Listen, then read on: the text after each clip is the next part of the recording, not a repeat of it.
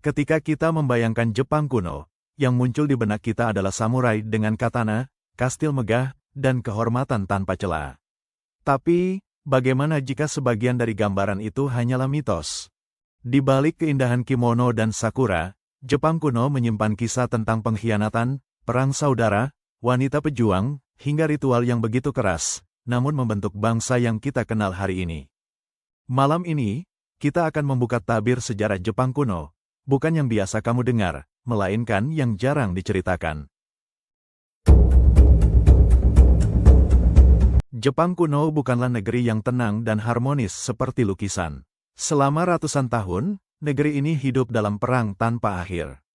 Era Sengoku, yang berarti negeri berperang, adalah masa ketika klan saling membantai demi kekuasaan. Tidak ada hukum nasional, yang kuat bertahan, yang lemah lenyap dari sejarah. Dalam satu generasi, satu klan bisa berjaya, lalu hilang tanpa jejak. Di masa ini, pengkhianatan bukan dosa, melainkan strategi. Seorang bawahan bisa membunuh tuannya sendiri, dan dianggap pahlawan bila berhasil menyatukan wilayah.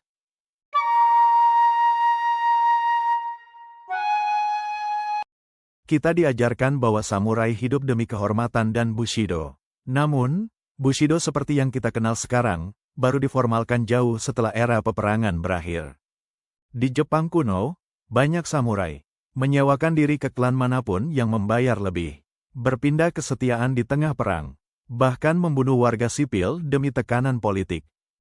Samurai sejati bukanlah sosok sempurna. Mereka adalah manusia, dengan ambisi, ketakutan, dan keinginan untuk bertahan hidup.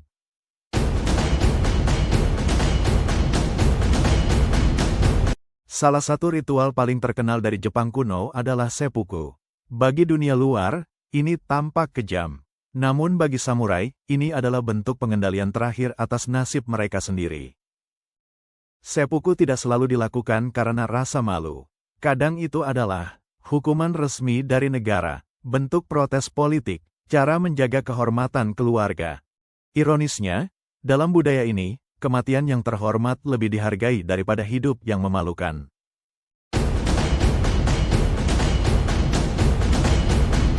Jepang kuno bukan hanya milik pria. Ada Onabu Geisha, wanita samurai yang dilatih bertempur dengan naginata. Mereka menjaga desa saat pria pergi perang. Dan ketika musuh datang, mereka tidak bersembunyi.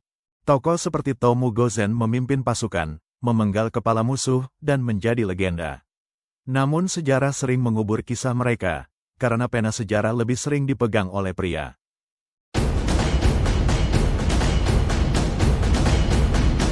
Fakta mengejutkan lainnya, selama ratusan tahun, Kaisar Jepang hanyalah simbol.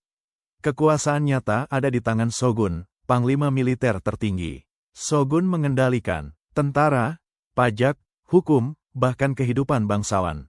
Kaisar hidup terhormat, tapi tanpa kuasa. Sistem ini membuat Jepang stabil, namun juga sangat keras dan tertutup dari dunia luar.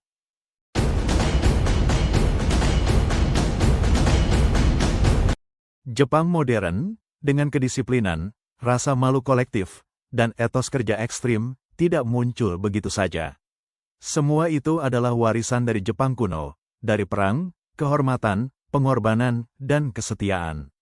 Sejarah bukan hanya cerita masa lalu. Ia adalah fondasi dari siapa kita hari ini. Jika kamu menikmati kisah sejarah yang gelap, jujur, dan jarang dibahas, jangan lupa like video ini. Subscribe agar kamu tidak melewatkan kisah-kisah sejarah tersembunyi lainnya. Dan tuliskan di komentar, topik sejarah apa yang ingin kamu dengar selanjutnya. Sampai jumpa di balik kisah yang tidak tertulis di buku sekolah.